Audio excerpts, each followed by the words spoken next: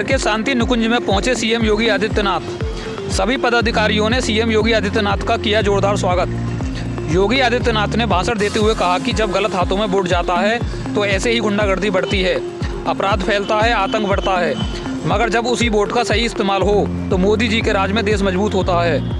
आपका एक वोट अराजकता को बढ़ा सकता है, जबकि वही एक वोट आपके साथ आपके और आपके देश के सम्मान को बढ़ा देगा। साथ ही सीएम योगी आदित्यनाथ ने मंच से बोला कि पूर्व में यूपी में कोई भी वर्ग सुरक्षित नहीं था।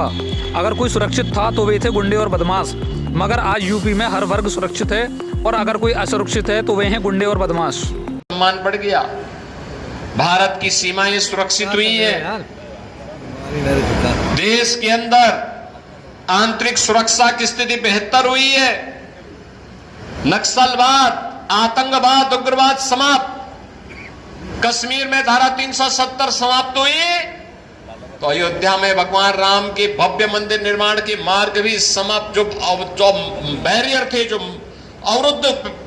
उनमें अवरोधक थे, उनको समाप्त करके भव्य राम मंदिर का निर्माण का कार्य भी संपन्न हुआ। काशी में काशी विश्वनाथ धाम, ये सभी कार्य हुए। गरीबों को गरीब कल्याणकारी योजनाओं का लाभ भी मिल रहा है।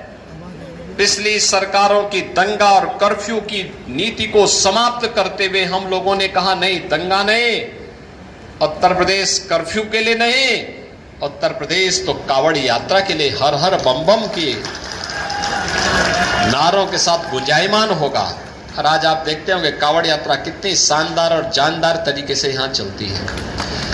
लोग सोच ही नहीं पाते कि भाई इतने बड़ी संख्या में लोग कैसे चल रहे हैं। हमने कहा भाई देखो यही भारत है, उनकी आस्था का सम्मान करो, वह आपको सिर आंखों पर बिठाने का काम करेगी। और यह जनता जनार्दन का यही आशीर्वाद लेने के लिए मैं आपसे कहूंगा, भोला सिंह को आप 5 साल अपने यहां दौड़ाइए, ठीक बात है, लेकिन चुनाव के दौरान यह अपेक्षा करना कि वह घर घर जाए, संभव नहीं होगा।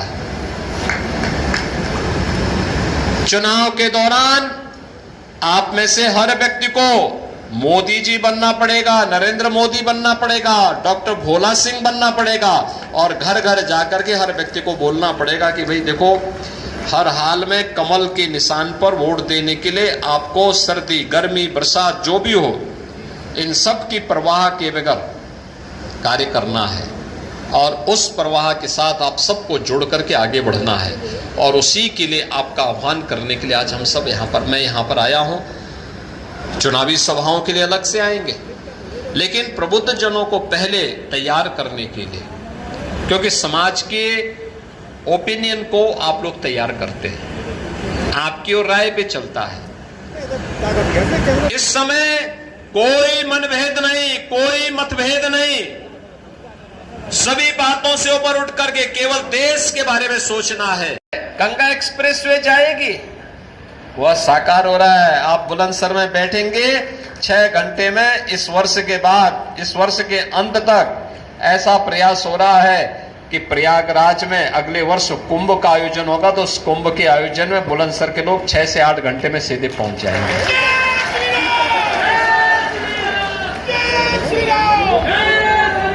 बुलंदशहर में मेडिकल कॉलेज की स्थापना होगी, ये कोई सोचता था? आज वो सपना साकार हुआ है।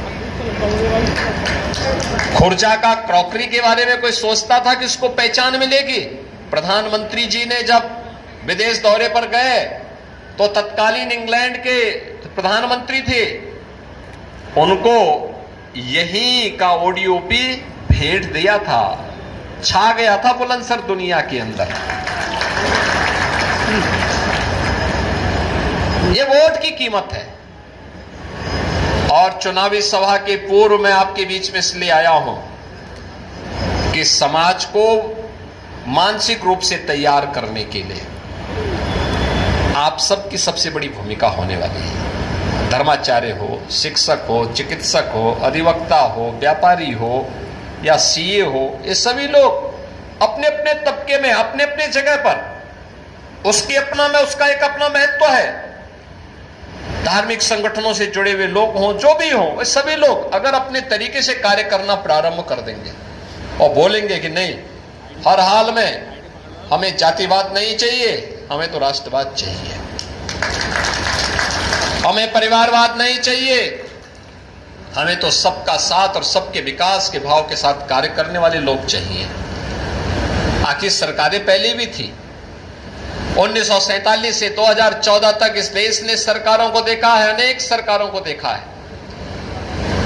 मोदी जी के आने के पहले 15 सरकारें आ चुकी थी।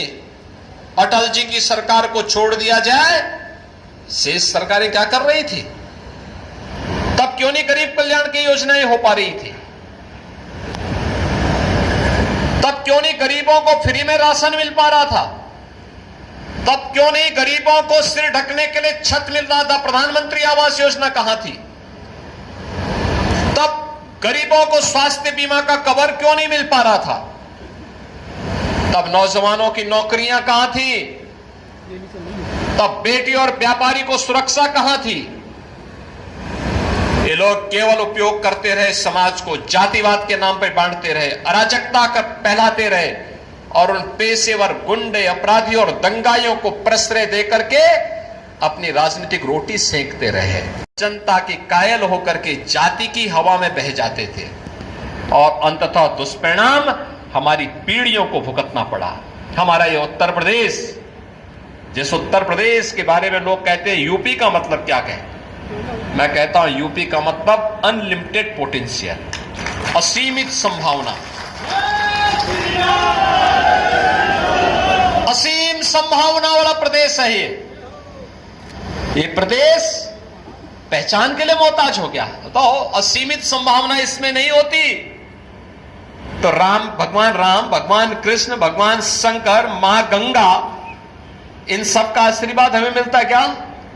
दुनिया की सबसे उर्वरा भूमि हमारे पास क्या नहीं हमारे पास है? सबसे अच्छे हस्तशिल्पी हमारे पास, सबसे अधिक योग्य युवा हमारे पास। तो हम हाथ क्यों फैलाएंगे? हम अपनी ऊर्जा को और अपने स्वाभिमान को आगे बढ़ाएंगे और उत्तर प्रदेश के माध्यम से भारत के विकास में अपना योगदान देंगे। आज यही उत्तर प्रदेश कर रहा है। जिस उत्तर प्रदेश को पिछली सरकारों ने बदहाल बना दिया था, वही उत्तर प्रदेश आज मोदी जी के नेतृत्व में देश की अग्रणी अर्थव्यवस्था बन रहा है।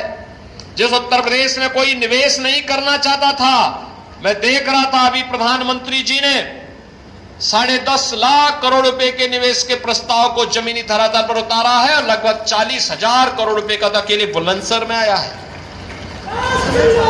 बहनों और भाइयों, ये जो निवेश के प्रस्ताव हैं, लाखों नौजवानों के लिए नौकरी के प्रस्ताव हैं।